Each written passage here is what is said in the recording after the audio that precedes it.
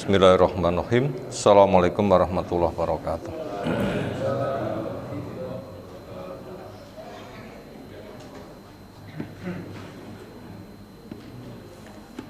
Alhamdulillahirabbil alamin. Walladzi arsala rasulahu bil huda wa dinil haq lidhirahu 'ala dini kullih.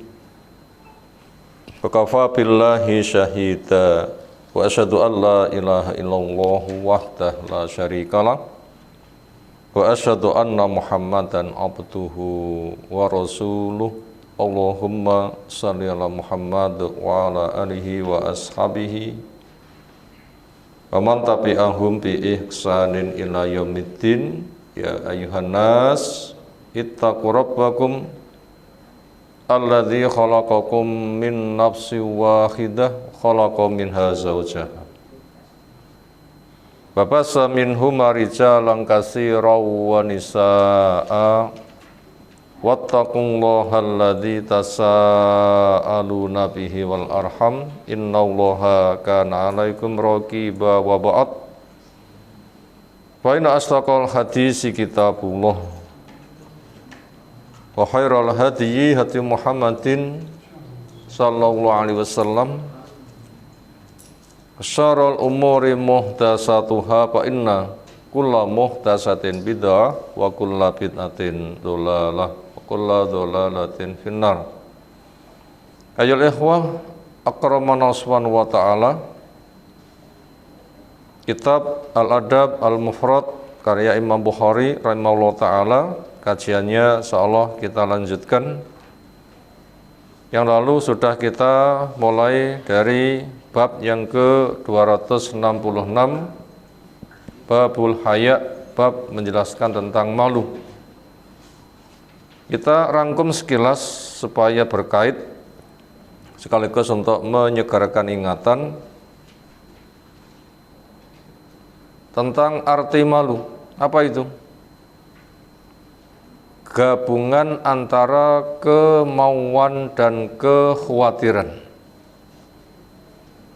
Gabungan antara kemauan dan kekhawatiran. Salah satu sisi punya kemauan, sisi yang lain ada kekhawatiran.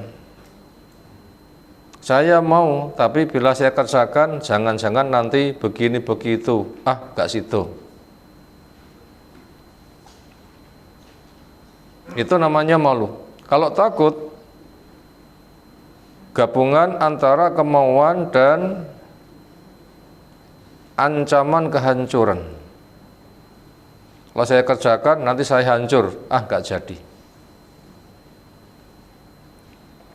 Sama-sama ada kemauan. Kalau malu, khawatir martabatnya jatuh. Kalau takut, eksistensinya yang hancur. Kemudian semua makhluk secara umum punya rasa malu. Jangankan manusianya, hewan pun iya. Yang tumbuh dari bumi pun juga ada yang namanya putri malu. Entah itu ungkapan atau asli perasaan, belum tahu. Maknanya, rasa malu itu adalah dibutuhkan siapapun. Walaupun orang kafir, sekafir kayak apapun pun juga masih ada rasa malu. Sementara malu itu adalah iman. Apakah ada pertumbuhan iman, ada hewan iman, orang kafir iman? Tentunya tidak. Lalu bagaimana? Walaupun ada rasa malu, akan maslahat apabila malunya milik orang beriman. Walau ada rasa malu, tetapi pelakunya bukan mukmin, maka tidak berlaku kepadanya al-haya'u minal iman. Malu bagian dari iman, ini malunya mukmin. Bukan malunya semata orang yang punya rasa malu. Syarat diterimanya rasa malu buat mukmin adalah pertama, harus ikhlas. Ada sesuatu mau nggak jadi, kenapa? Malu. Itu karena mengharapkan rahmat dari Allah. Bukan untuk mencari tendensi dunia. Yang kedua, harus mengikuti contoh Nabi sallallahu alaihi wasallam, yaitu malu dari dosa yang orang itu harus mandek. Walau ada rasa malu, tetapi bukan perkara dosa. Ketika dikerjakan walaupun malu, maslahatnya besar. Ketika ditinggalkan berbahaya, maka malu tidak boleh menjadi penghalang. Sehingga untuk malu jenis itu, wong itu maslahat. Kenapa hanya semata rasa malu kamu nggak kerjakan, nanti kena mondorot. Ungkapan mengungkapkan adalah malu bertanya, sesat di jalan. Kemudian rasa malu yang wajib kita tumbuhkan adalah malu di depan Allah Ta'ala. Di tengah kondisi besarnya nikmat tetapi masih kecilnya taat. Disitulah kita harus memupuk rasa malu. Di tengah kondisi besarnya nikmat tetapi masih kecil ketaatan. Disitulah nanti akan mendorong orang untuk memperbanyak istighfar. Kenapa? Belum bisa mewujudkan kesyukuran dari besarnya kenikmatan. Gambaran saking besarnya nikmat Allah sampai keluar dari WC, apa doanya? Ghufranak, apa maknanya? Ya Allah, ampuna kami. Kenapa? Wong di WC itu nggak ngelakoni dosa, kok minta ampun? Karena besarnya nikmat orang lancar BAB.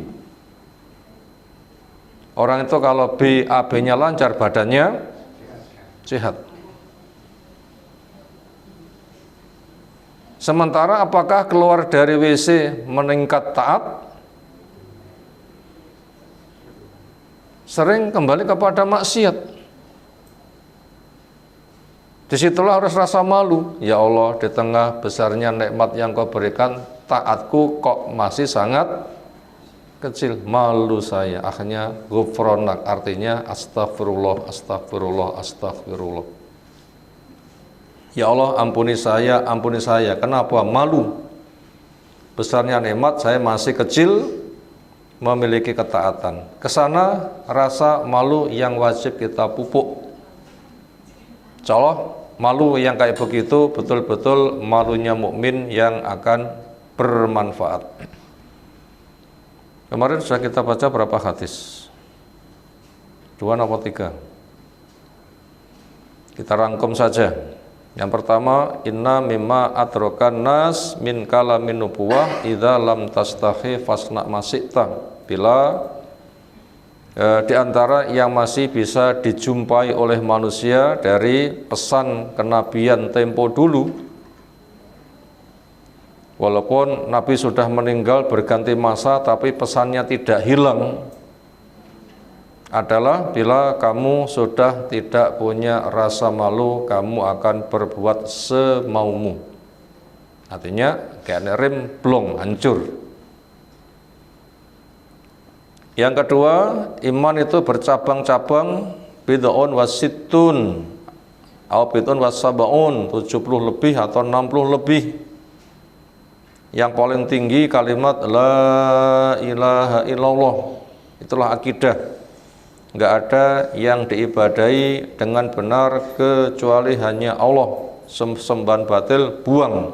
Allah yang hak, yang orang menghamba kepadanya dengan caranya mengharapkan rahmatnya, itu cabang iman yang paling besar. Yang paling kecil, menyingkirkan kotoran dari jalan.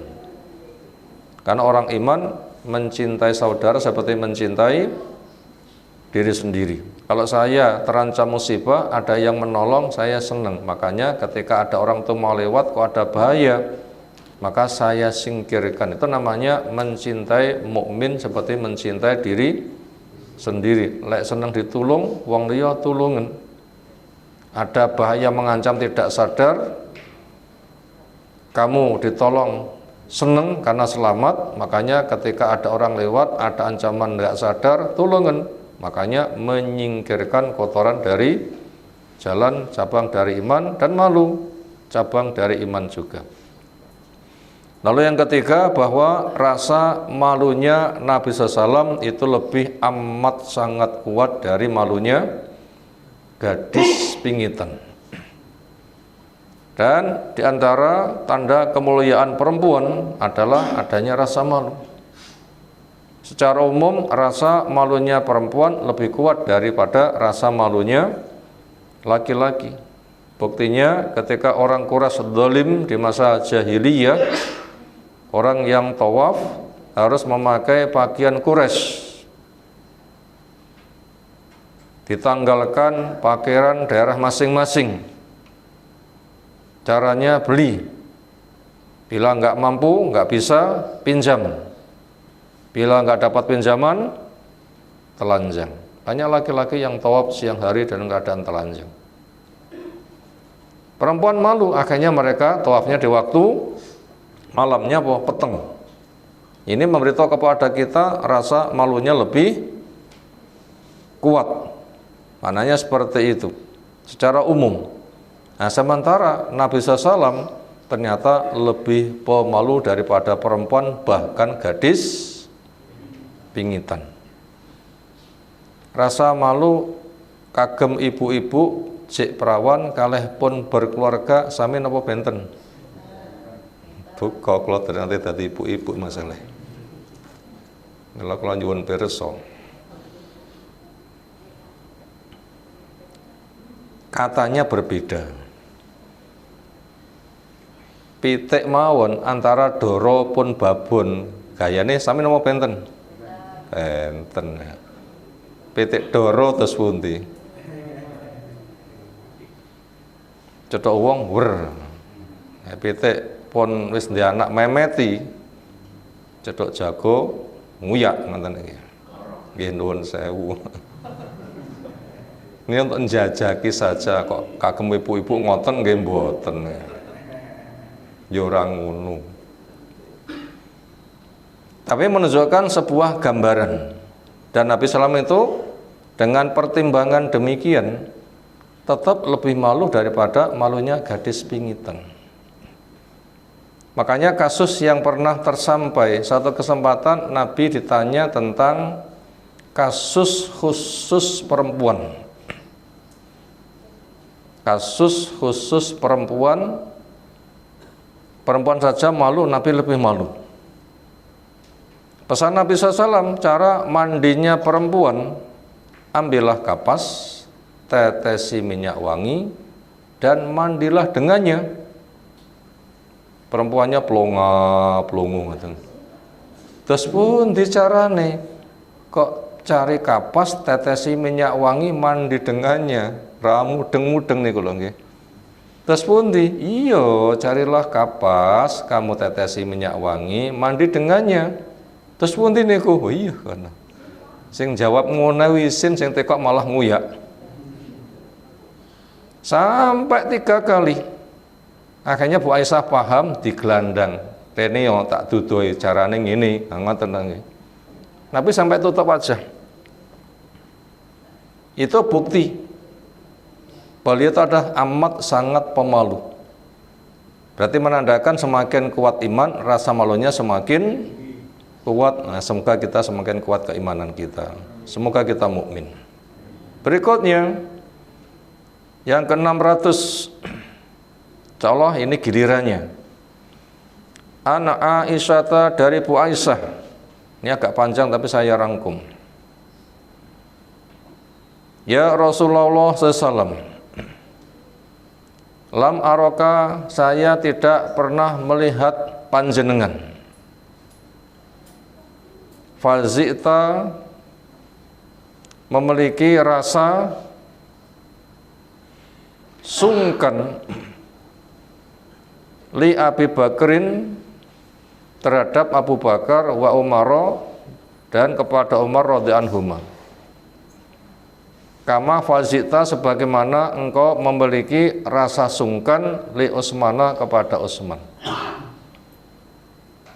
Sungkan jenengan datang Utsman kok luwih gede tinimbang sungkan panjenengan kepada Abu Bakar dan Umar. Kenapa? Kata fazia makna bahasa itu kaget. Mana bahasa fazia ini napa? Kaget. Kenapa di sini menggunakan bahasa sungkan? Gambarannya antara orang yang punya rasa malu dan kondisi kaget itu seiring. Tiang kalau ada rasa malu ketika berbuat sesuatu, nggak ada orang mungkin terjaga. Ketika kepergok, konangan mendadak, kaget betul. Jelas. Contohnya semisal ibu-ibu yang biasa nutup aurat di tempat tertutup santai-santai walaupun belum tertutup sempurna. Wonten kondisi ngoten cukup lawang kebuka tiang jaler mlebu terus pun dikageti.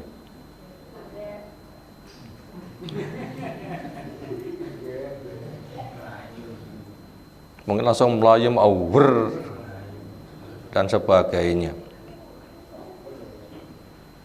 Wonten kisahipun wonten tiyang gadah omah gandeng kalih masjid. Biasanya begitu selesai masjid buka lawang langsung mlebu omah. Akhirnya rumah itu dijual. Pemiliknya sekarang para perempuan ya otomatis yang punya rumah itu lali lek wis didol. Akhirnya kebiasaan lama kambuh nopo. Selesai tenan masjid langsung buka lawang. Lah ibu-ibu penduduk baru, wah kita panggil toko bon-bonan. Lah nyandang cek ngene kok anak orang laki-laki mblunus. Sopo kuwi? Bukan keluarganya. Kaget pol. Di situ menggunakan kata fazia dengan kata malu itu seiring malu yang sangat ketika bersikap sedemikian rupa seperti orang yang belum siaga ada ancaman mendadak kaget pol. Jadi rasa malunya Nabi SAW sungkannya kepada Utsman ngungkuli daripada Abu Bakar dan Umar. Ketemu Abu Bakar, Umar biasa, ketemu dengan Utsman, sungkane pol. Ternyata ini dibaca oleh Bu Aisyah radhiyallahu anha. Ditanya, kenapa engkau kok begitu? Sikap engkau beda. Qala memberikan jawaban Rasulullah SAW. Inna Utsmana rajulun hayyun. Utsman itu adalah orang yang amat sangat pemalu. Wah ini sungguhnya saya khasitu khawatir. In adzintu lahu ketika saya memberi izin kepadanya. Wa ana sementara saya ala tilkal hal pada keadaan ini. Ketemu Abu Bakar santai. Andaikan nyandang rapatek dibenahi. Ketemu dengan Umar santai. Andaikan nyandang dereng serempunya santai mawon. Andaikan membenahi niku benik nik lambi kalih mlaku biasa ngoten nggih. Ning menawi sing teko ngoten niku Utsman napa mboten wani. Apabila belum siap kok memberikan izin, silahkan masuk. Abu Bakar bertamu masuk, Nabi sambil dandan biasa.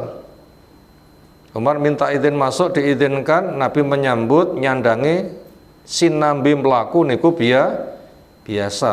Tapi lek Utsman sing bertamu, Nabi tidak berani. Cek dulu berbaju rapi, betul-betul siap, nah baru diizinkan. Kenapa? Saya khawatir apabila saya memberikan izin kepada Utsman sementara saya belum siap dengan penampilan yang sopan, masih dalam keadaan seperti ini, apa yang dikhawatirkan? Allah yablugha ilayya fi hajatihi, bahwa tidak akan tersampai kepada saya berkaitan hajatnya. Dikhawatirkan begitu Utsman masuk, Nabi belum siap, Utsman wisin malah mulih, malah rasido. Nabi khawatir. Kenapa kok begitu? Karena orang itu memiliki rasa yang berbeda. Istilah tiyang Jawi, wonten tiyang sing dokowan, wonten tiyang sing rodok kikrik. Wonten bahasa mriki napa? Dokowan niku napa? Upami tiyang pinara lungguh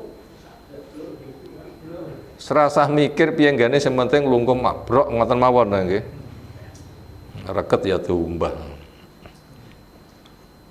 Isale brak-bruk ngoten mawon. Ra mikir piye. Wonten tiyang badhe pinara niku menteleng rumiyin. Menteleng rumiyin. Menjamin bersih. Apabila tidak dijamin bersih dan tidak bisa membersihkan, wani ngadeg wae. Atau malah ngalih. Ada orang yang rasa seperti itu. Maka rasa malu pun juga sama. Ada yang biasa, ada yang amat sangat. Maka Utsman termasuk orang yang amat sangat. Maka sikap Nabi SAW juga sesuai. Itu sesuatu yang sangat penting. Jadi malu itu nanti akan memberikan hiasan. Apa? Menyebabkan penampilannya sopan. Itulah akhlak, adab yang mulia. Malu betul-betul akan mengendalikan. Di lafaz yang lain, sebagai satu bentuk fiqhul aula, pemahaman lebih-lebih, karena saking kuatnya rasa malu Utsman, pesan beliau, la malaikat Utsmane sin apa neh aku. Jadi malaikat itu sampai sungkan kepada siapa? Utsman. Sampai sungkan, betul-betul hormat. Malaikat saja gitu sungkan, apalagi saya. Itulah kondisi yang ada pada diri Utsman. Makanya di sini kita pun juga ketika bersikap butuh tahu siapa yang kita hadapi. Sekira yang kita hadapi itu adalah orang yang memang gampangan, ya tidak mengapa. Tapi apabila yang kita sikapi orang yang harus memiliki kriteria demikian-demikian, ya sikapilah.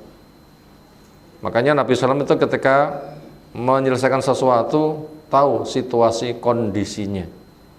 Maka termasuk ketika menjawab pertanyaan-pertanyaan juga beda. Pertanyaannya sama, tapi jawabannya beda.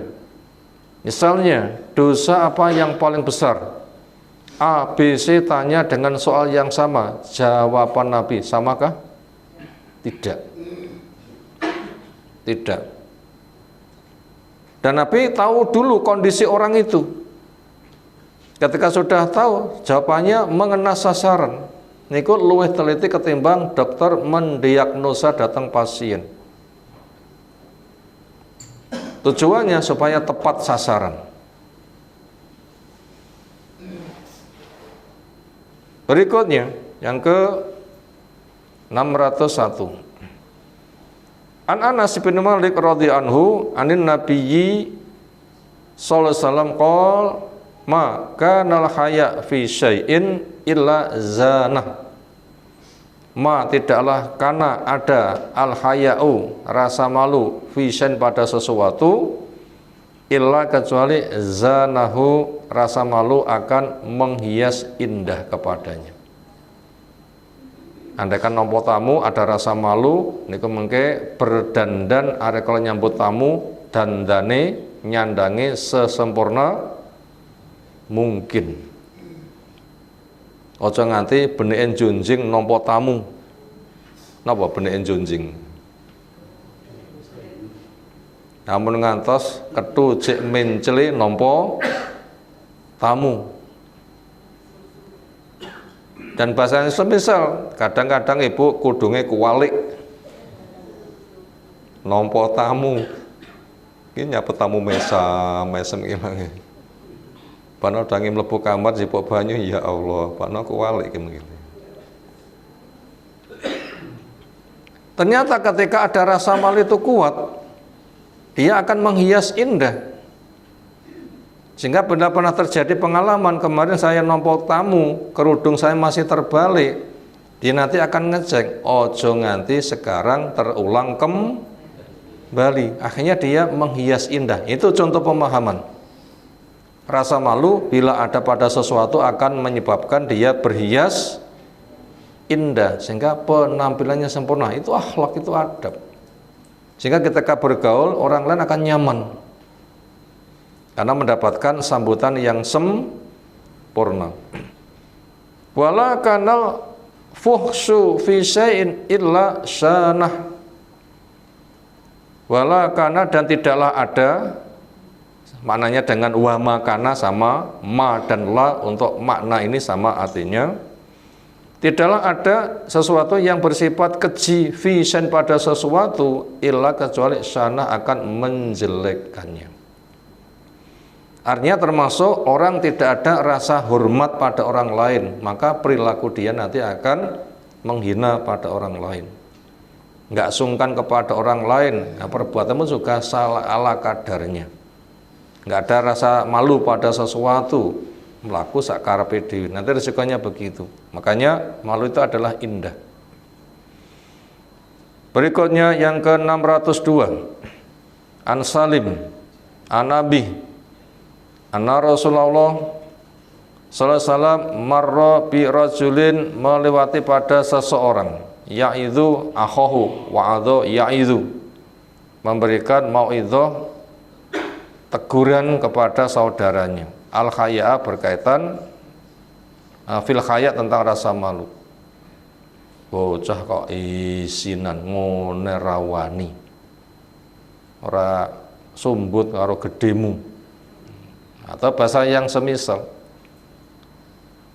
Kesimpulannya uring-uringan, dia tidak berbuat gara-gara terhalang rasa malu, seolah malu menjadi sial, gara-gara malu menjadi gagal. Ketika Nabi SAW itu ngonangi kepada yang demikian, faqala, dawuh beliau, da'hu, biarkan. Jangan kau sikat habis rasa malu yang ada pada dia, karena itu bawaan. Solusinya bukan dihilangkan, tetapi di-manage, dikelola, diupayakan bagaimana bisa ditempatkan di tempat yang semestinya.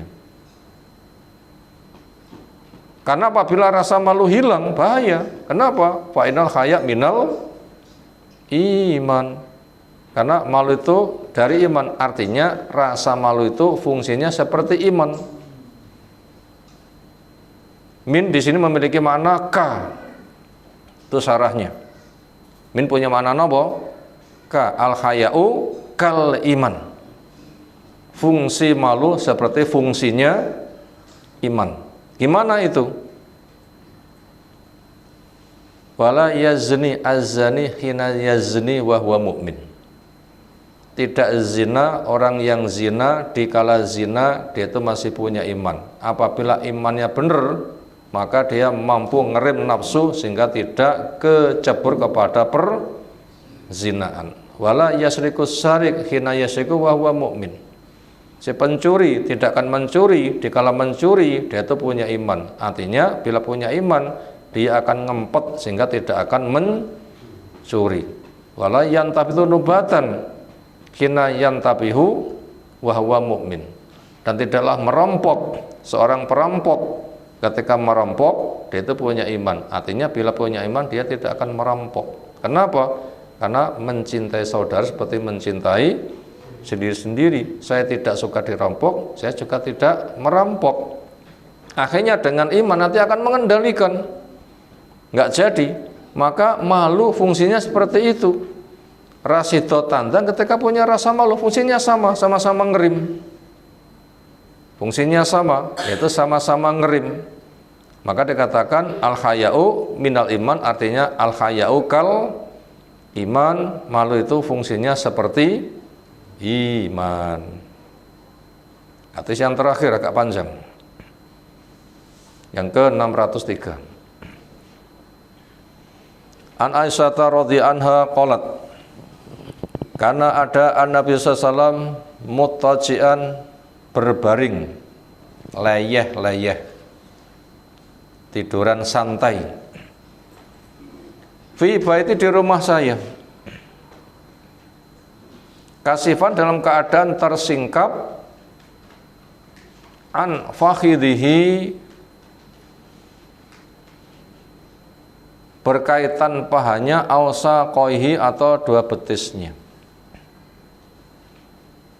Artinya ketika orang itu berpakaian, antara di dalam rumah dan luar rumah beda. Berpakaian di luar rumah ngati-ngati, berpakaian di dalam rumah lebih santai. Di luar rumah ya kaos-kaos oblong tinggi. Boten leben omah ya singletan. Benten beda. Seperti itu beda. Di luar rumah aurat tertutup rapat, di dalam rumah lebih santai. Kenapa? Sing nyawang ya mahramnya sendiri. Paha untuk laki-laki itu adalah aurat. Al-fakhidhu minal aurat. Paha termasuk aurat. Makanya ketika sholat, bila orang itu larang sandang, laki-laki napa minimal ingkang dipun tutup, sholat larang sandang. Laki-laki napa sing ditutup? Perut, udel sampai lutut. Itu larang sandang. Seperti itu. Itu memberitahu kepada kita paha itu adalah aurat. Buktinya ada syariat nutup aurat seperti itu. Gambarnya itu ke sana. Tapi ketika di dalam rumah yang ada itu mahramnya sendiri, itu penutupan aurat itu lebih santai. Itu yang diperbuat Nabi Shallallahu Alaihi Wasallam. Dikala kondisi kayak begitu, fastadzana, maka meminta izin si Abu Bakrin radhiyallahu anhu. Fa'adzina lahu, maka beliau sallallahu memberikan izin kepada Abu Bakar kadzalika, di mana keadaannya sik ngono kuwi. Sehingga ketika semisal ada pemberitahuan Rasulullah SAW, Abu Bakar minta izin mau ketemu, ya wis aturono inara. Ketemu Nabi masih santai-santai saja. Senada dengan itu, fatahaddatsa, kemudian Abu Bakar berbincang. Ketika selesai, summa sta'dzana, kata summa itu ada jarak. Abu Bakar pulang, beberapa saat berikutnya ista'dzana, meminta izin si Umaru radhiyallahu anhu. Fa'adzina lahu, maka Nabi SAW pun juga memberikan izin untuk Umar kadzalika, di mana kondisi beliau tadi nyandangnya masih santai sampai betisnya atau pahanya ada yang agak tampak. Summa tahaddatsa, kemudian berbincang. Ketika telah selesai pulang, waktu berjarak berikutnya, summa, kemudian istadzana, meminta izin Utsmanu radhiyallahu anhu. Begitu ada laporan Utsman bertamu, gimana sikap Nabi SAW? Fajalasa, betul langsung krekal duduk. Napa krekal nih? berbuat dengan cepat kaya wong sing kaget, berbuat dengan cepat seperti orang yang kaget. Wasawwa siyapo, dan beliau membenahi pakaiannya. Kalau Muhammadun, seorang perawi namanya Muhammad yang menceritakan hadis ini, wala aqulu fi yaumin wahidin, saya tidak mengatakan peristiwa ini terjadi hanya di dalam satu hari. Abu Bakar hari A, Umar hari B, Utsman hari C. Itu tidak terjadi bergiliran, berarti kata summa itu berjarak. Akhirnya fadakhala, Utsman pun juga masuk, fa tahadasa, lalu berbincang. Falamma kharaja, ketika Utsman telah pulang, qol, pelawi cerita, qultu, saya, kata Abu Aisyah radhiyallahu anha, tanya, ya Rasulullah SAW, dakhala Abu Bakrin, Abu Bakar masuk.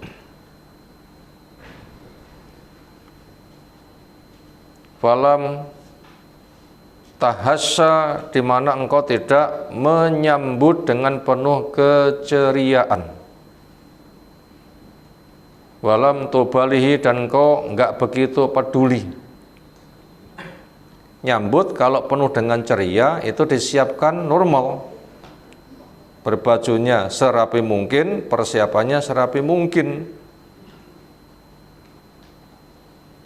kepeduliannya sedemikian rupa. Ketika Abu Bakar yang masuk, ternyata beliau tidak begitu tampak tergopoh-gopoh. Semata kalau Umar, kemudian Umar masuk, falam tahasya walam tubalih, engkau tidak tergopoh-gopoh, menyambut dengan penuh sukacita, dan engkau enggak begitu mempedulikannya. Artinya itu santai, biasa-biasa. Kenapa? Seolah konco plek, konco akrab. Ngoten nggih, napa haheh niku. Terlalu akrab.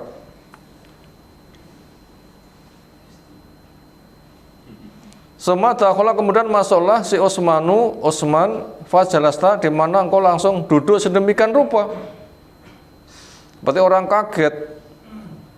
Persiapannya disempurnakan. Wa sawwaita, dan engkau sempurnakan siyabaka, bajumu. Kenapa engkau kok begitu? Sikapmu kepada Abu Bakar, Umar kok santai-santai, kepada Utsman sedemikian rupa. Qala, jawabnya, ala astahi, apakah tidak pantas saya memiliki rasa malu, sungkan, min rajulin, tentang seseorang, tastahi, yang ada rasa malu, minhu, kepada dia, al malaikatu. Nah, di depan sudah kita sampaikan. Lah mulai kata karo Utsman sungkan, cumaneh aku ya kudu luwe sungkan. Nah, maknanya seperti itu. Dengan demikian ternyata rasa malu memiliki makna yang sangat luar biasa, yang punya fungsi seperti fungsinya keimanan, yaitu bisa mengendalikan. Dengan demikian nanti akan memiliki sikap yang sangat sempurna. Maka pas apa yang disabdakan Nabi SAW, ketika orang punya rasa malu akan terhias indah, tapi apabila sudah tidak ada rasa malu, nanti resikonya gak karuh-karuan. Dan ke depan semakin mendekati kiamat, itu rasa malu itu akan semakin berkurang, sehingga kondisinya adalah sejahat-jahat manusia, sehingga tidak ada bedanya manusia dengan hewan. Hewan ketika kebutuhan biologis, pejantan, cocok betina terjadi di situ. Nanti di akhir zaman mendekati kiamat, manusia juga sama. Ketemu butuh langsung di situ. Di mana? Sanggen-gen. Makanya orang yang termasuk kategori bagus memberikan komentar, ngono ya ngono, tapi mbok yo rodok ndelik nek mburi tembok kono. Itu sudah termasuk luar biasa kondisi kayak begitu. Dan kondisi seperti itu ternyata semakin lama semakin merambat. Apalagi orang sudah terbiasa nonton tontonan yang tidak bagus, sehingga rasa peka itu menjadi hilang. Nopo fasilitasnya nonton tontonan yang enggak etis, ya HP disekrol satu halaman ke halaman yang lain gambarnya sami nopo benten-benten, nopo sing wonten ya gambar yang tidak normal. Mungkin lihat pertama mata benci, lihat kedua berkurang, ketiga hilang, keempat biasa. Orang yang punya ilmu saja nanti bisa seperti itu, apalagi mendekati kiamat. Itu resiko apabila iman sudah hilang, itu bahaya. Tandanya apa? Rasa malu semakin berkurang. Kuat iman, rasa malunya kuat. Iman melemah, juga rasa malunya semakin berkurang. Demikian tema malu yang kita kaji di kesempatan kali ini. Sudah tersusul waktu isya. Tema yang lain, judul berikutnya insya Allah kita akan waktu depan. Semoga Allah berikan ilmu bermanfaat untuk kita semuanya. Ada tanggapan, silahkan. Segera cukup istirahat. Subhanakallahumma bihamdika asyhadu an la ilaha illa anta astaghfiruka wa atubu ilaik. Assalamualaikum warahmatullahi wabarakatuh.